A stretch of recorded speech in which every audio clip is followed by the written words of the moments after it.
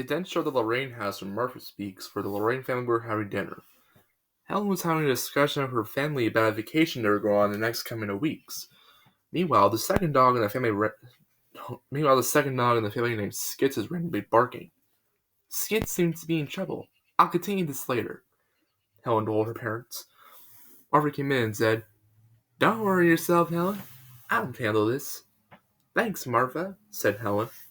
Martha then went outside and asked Skits, "What's wrong, Skits?" Skits pointed out something near the fence, and to my conclusion, it was Tex. Martha and Skits began to growl as Tex said, "Hello, doggies.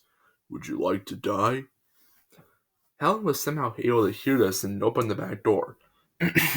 She gasped and said, "It's Tex! Stay away from my dogs, you robot!" Tex then took a chainsaw, making Helen, Martha, and Skits scream to the point they ran away from the house. This was reminding me of something. Aha! It was almost similar to the Shrek scene in that THX Remix trailer. So why were they trying to copy it? They kept running as Tex kept chasing them to the point the Tex managed to open a portal to hell. They fell down as their skin burned off. The parents would soon notice Tex, and the father yelled, "You killed our 10-year-old daughter and our 2 dogs. I'm calling the cops. I'm reporting to the animal control rights." Tex then took out a fire axe and sliced the rest of the family, including baby Jake. Everybody was dead. It then went to the inside of the Tortuga from Wildcrats. Martin and Chris were on what appeared to be night duty. Chris said, "Isn't this great, Martin? We're going to be on night duty in case any dangerous animal appears." Martin shushed Chris, telling him that he didn't want to wake up the others. All of a sudden, Aviva came out and told Chris and Martin, "I'm not saying anything, but you might want to lock all the doors to the ship very soon. I'm hearing some rumors about a crazy red robot killing people, so, good night." Chris asked, what was she talking about? Just then, they heard some evil laughter. Martin nervously said, "Oh no! Is that Zeg Vormatek?" All of a sudden, a piece of the ship came apart and out came Tex. Chris and Martin were nervous as they saw him enter.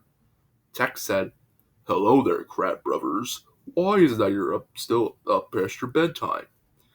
Martin replied, "Well, we're on night duty, we are clearly adults, and we're not kids." Tex then said, "How would you like to learn about one of the most venomous snakes?"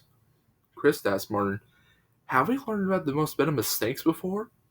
Martin said, "I don't know." They then said yes to Tex, and then something very disturbing happened. Tex took out what looks like a saw-scaled viper as Aviva came out and asked, "What's going on? Who are you talking to, boys?" Tex then made the viper charge at Aviva by biting her nose. Aviva's scream didn't sound like cartoon scream like all those other THX text trailers. It sounded like her actor Athena Karkanis was in pain. She screamed, "It bit my nose! Get it off! Get it off!" Koki and Jimmy Z would soon wake up and hear this. Koki angrily asked, "What in the world is going on here?" Aviva said, "A crazy robot made this viper bite my nose." Just then, Koki picked up the viper and it bit her right in the eye. For once, instead of the other being in pain, Koki did her cartoon screaming. Tex then said, "Looks like a snake playdate to me, if you know what I mean." Chris shouted, "Let's get out of here, Martin." Tex yelled, "Oh, no you don't." He then used a pitchfork and ran it up their chest until they were completely dead. The way Jimmy Z killed himself was by taking a wooden stake onto his chest. I was quite scared looking at the dead bodies featured. Then it faded to black, but again, it was not over. We then headed to Studio G for Retro Rough Ruffman. Rough Ruffman was showing his contestants from the first season to show their next challenge. The challenge was about learning how to guard a place at night. Oh boy, more people on night duty like that last scene.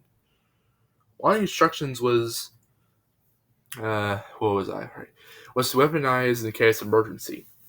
As Ruff was giving out instructions, all the contestants, including Ruff, heard evil laughter. Rough Ruffman asked, is there a vampire in the house or am I going crazy?" Just then, Tex popped in and told Ruff, "Time to die, Orange K9. As Ruff was screaming, Tex charged him with the TV screen and the show cut to static. The children contestants looked at the static wondering what had just happened. All of a sudden, Tex called out of the TV like in the movie The Ring and said, "Hello, amigos. Today we're going to learn about a human's body as par fetch with Sexy Texy." And then began the session by asking, "Who would like to go first?" Noelle nervously raised her hand and Tex selected her. Tex then said, "Now, kids, watch closely, because this will be on the quiz I'll give you in the future." Tex began to remove Noelle's shirt. The screen was then focused on Jay's face as he gave out a disgusted look and said, "Ugh, what is your problem, you stupid robot?" DJ then asked, "What is that robot doing?" Jay then said, "It looks like he's about to take a saw blade and kill Noelle." As Tex started the saw blade, he put it on Noelle's back and Noelle screamed like crazy. As both the children, excluding Noelle, yelled, "We're getting out of here!" As soon as Tex finished taking Noelle's heart out, he then headed for the other contestants who tried to escape by tagging them on the head of a crowbar, which made their head hurt like hell. He then began to brutally stomp on their heads one by one. I remember disgusted looking at their squished heads. I paused the DVD and ran to the bathroom to vomit in the toilet. When I got back, I unpaused the trailer. The last cartoon feature was Clifford the Big Red Dog. Clifford was walking down one of the streets in his neighborhood with his friends T-Bone and Cleo having a conversation. Cleo asked, "Hey Clifford, did you ever hear about a red robot killing animated characters?" Clifford then replied, "No, I haven't. What about him?" T-Bone then said, "Oh, he's horrifying as he is. He murdered his characters somewhere far away where we live." Cleo then said, "He killed a few toys, 2 monsters and a little girl, 3 fish, a family of supers, 3 bugs, and 2 cars." T-Bone then finished talk with, "And he killed an ogre, his family, and his friends, the Furious 5, and others." Clifford began to get nervous hearing about all of it. Just then they heard Tuck's evil laughter. T-Bone nervously said, "Oh no, I shouldn't have talked about him." All of a sudden, Tex dropped down and said, "Hi there. Oh, it's never said ducks. Well then, how would you like to play a game of hide and seek with Texie?" Clifford then said, Uh, we heard a lot of things about you. Please don't hurt us." Tex said, "Don't worry. I'm only going to kill you if you break the rules. You've got 15 seconds to hide. I hope you're ready." Tex then began to count to 15 as the dogs began to hide. Tex said, "Ready or not, 'cause here comes Sexy Texie." He then began to search for T-Bone. Once he found him behind a bush, he said, "Just kidding. Anyone who gets found by me will die." T-Bone began screaming as he tried to run away from him. All of a sudden, Tex grabbed him by the leg and said, "Adios, yellow pup." He took out a knife and slashed T-Bone's head. Clifford and Cleo began to hear this, and Clifford said, "He told a lie. Let's get out of here." As Cleo ran, she heard a car behind her, and surprisingly, Tex was the one driving. He began to run Cleo over like in that episode of Family Guy where Brian dies. Tex went over to Clifford with a flamethrower in his hand. Clifford nervously asked, "Why are you doing this to everyone? We didn't do anything wrong." Tex then replied, "'Cause it's my job. Goodbye, Clifford." Before Tex started the flamethrower, the screen cut to black. It stayed like this for 5 seconds until it cut to a wide shot of the THX logo in a dark background. Diana Barricade from the animated Green Gables series can be seen down the ground along with the PBS logo, also known as the P-head, with the head part having multiple cuts and bruises and the split being broken in half. And then the screaming deep note began to play like in those other Lost trailers. This time, the screaming swim along to the many characters like Anne Shirley, Arthur, Helen, the Kraft Brothers, Ruff Ruffman, and T-Bone. Then, as usual, Tex dropped down like he did in the Moo-Can trailer.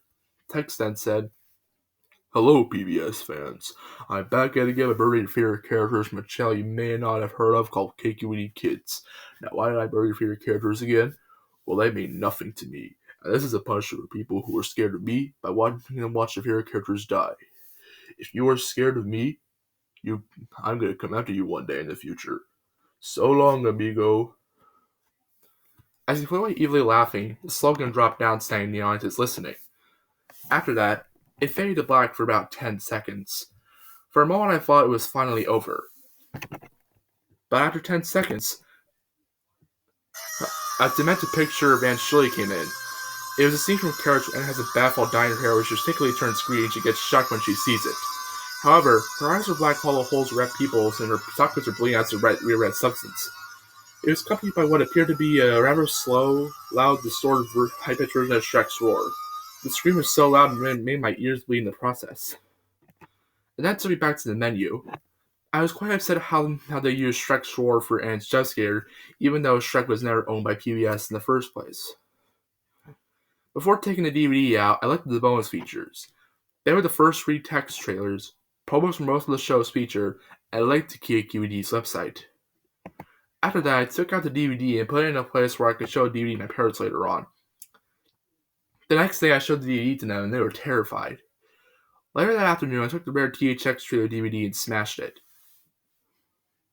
I then threw it in the trash later on. That evening, I emailed PBS about the trailer, and they told me that someone had very strange plans to do one of the shows from KQED Kids back in 2013. They said the DVD should not be revealed to the public, but for some reason I was the one to find it. Whatever you do, don't come across THX box sets. The end.